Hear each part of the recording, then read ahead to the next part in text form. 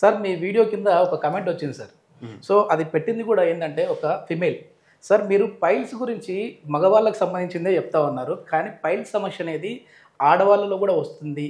So అది దాన్ని ఎట్లా మనం డయాగ్నోస్ చేయాలి? ఏమైనా సింటమ్స్ అంటే వీళ్ళకి ఎక్కువ వస్తుంటుందా? వాళ్ళకి ఎక్కువ వస్తుంటుందా? అని చెప్పేసి అంటున్నారు.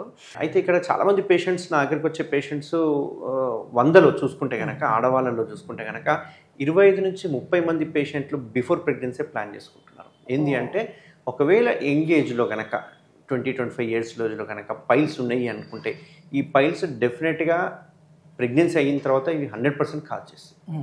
ఎందుకంటే అప్పుడు రక్తం పడడము, మోషన్ రాకపోవడము, విపరీతమైన మంట ఉండడము, ఈ ప్రాబ్లమ్స్ అన్నీ స్టార్ట్ అవుతాయి.